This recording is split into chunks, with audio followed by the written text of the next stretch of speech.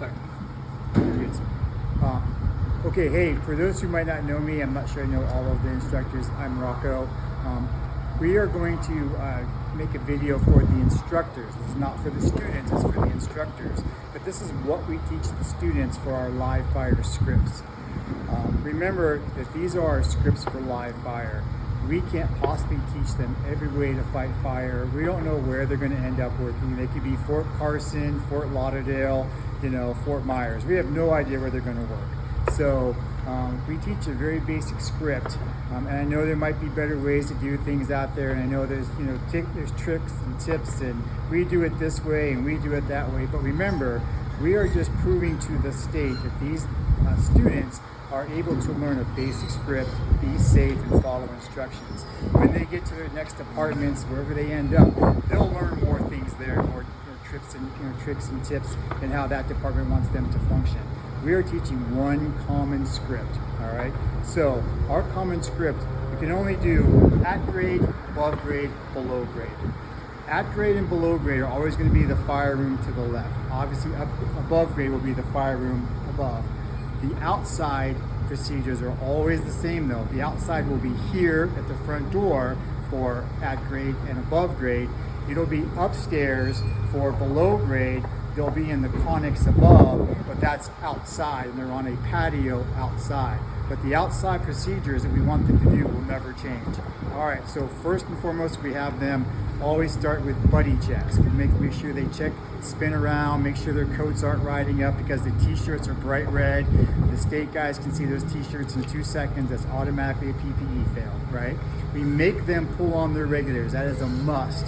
The new packs are better than the old packs. As some of you remember, the old packs, sometimes that rig would just pop off, especially when it's cold out and it goes hot, cold, hot, cold. For some reason, it would make them pop off. The new ones don't seem to pop off, but if the student doesn't have it in right, it will pop off. So make sure that they pull each other's regulators. So we have them do buddy checks first, outside, right? Then they always, test the stream, right? We have them flow usually to the left. Upstairs we have also flow to the south, and just at the back of the conics. If it's super cold out or icy, we sometimes will skip that because we don't want to create an ice rink outside. Make sense? Okay. After they do that, then they're going to line up. The big point of contention is who's going to open doors, nozzle or heel, right? We're always going to leave this door open. It's just too much work to bring it back and forth all the time. There's just a pretend door here, right? So they're going to do their feel the door for heat. They're looking in for life, lift, location, layout, ready, go, go. That's all we need, right? Then they're going to come into the fire room, pretty simple. This door has always been closed. Someone's asked, well, why don't we just leave it open?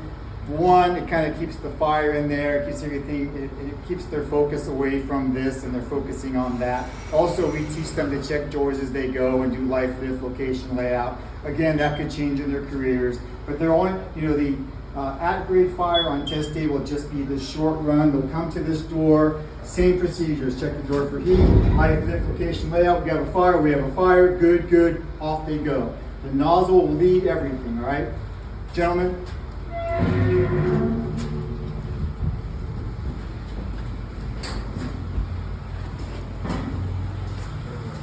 Right here. You're right here next to him. Okay. Typically, the fire is always in that corner. Usually it's because of the wind, the weather, and it just makes the most sense. We could change it if the wind is coming out of the north, because we don't want the fire curling in over our safety teams and all that other kind of stuff. So typically the fire is going to be over there. If we have to, we'll put it over there. But more times than not, it's going to be there. They're going to come in. We want them in this location right here, right? Under this beam, we want them touching each other and right next to each other. When you teach this, we want you to tell them the why they're next to each other. Because one, explain to them free burning fire, and then how when they disturb the thermal balance, everything is going to follow them. It's going to get really hot, and it's going to get steamy and hot, and everything's going to get disrupted. Tell them about noise, tell them about radio communications. Somehow, if you're next to each other, you can hear and talk to each other a whole lot better. If they're slightly separated and the smoke drops, they might not be able to see each other anymore. They can't communicate well. Again, in their futures, could that change? Of course. But for now, for us, we want them next to each other. It's always right to fight. So at the front door, right to fight. At this door, right to fight. At here, right to fight. We want them to always check it and do it. And you all know what happens if they're wrong and it's left or it gets bumped left. Explain to them how they know the nozzle, especially if it's a fog nozzle, how the bell could get bumped while they're moving and it could open up. So always right to fight. I know many of you love smooth bores. That's great. I don't disagree with you. Someone's asked, well, why don't we just use a smooth bore? The reality is we're teaching the state test, and we get away with our hydraulic ventilation by doing it out the window. Could you spin a smooth bore in a window? Absolutely. We could change that in the future, but for now we want to go with the same consistency. And remember, most of the state guys have been here many, many times. Gates, Kuzmic, Seth, they've been here 1,000 times. They know our routine, so I don't want to change anything up on them. So if they see the same thing, it's going to be a no-brainer for the class.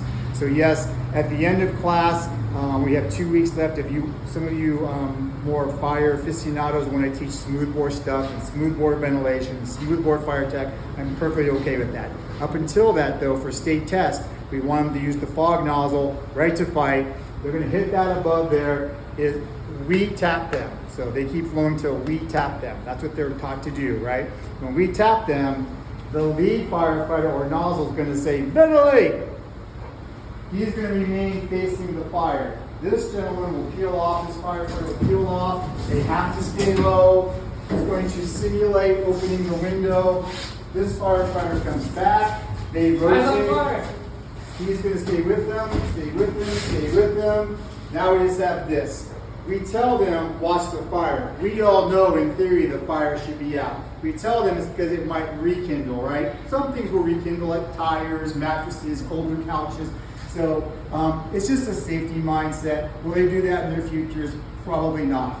So it's 3 to 5 feet from the window, covering 80% of the window. If you look on the wall, you'll see that row of studs right there. That's about where they should end up. They should be next to each other. If for some reason they somehow screw that part up a lot, you really have to coach them to make sure they get this part right. So watching the fire, ventilating, right to fight, open to fog, let them flow, then good. They shut down, right to fight. Then we ask them, what do you do next? And it's the big 3. Primary search, salvage and overhaul, protect cause and origin, because that's what they would really do, as you all know, in a fire. They would do a search, right? They would do overhaul, and if they found a gas can or a possible cause, V patterns, they would protect that. We teach them that. When it's all done, you go, good, back out. They back out facing the fire, which I know is awkward, but I hope that most of you can teach them great ways to get out. Once they get to the threshold though, they can stand up, they're out of the room. Fair enough? Okay, above grade. Gentlemen, come with me upstairs.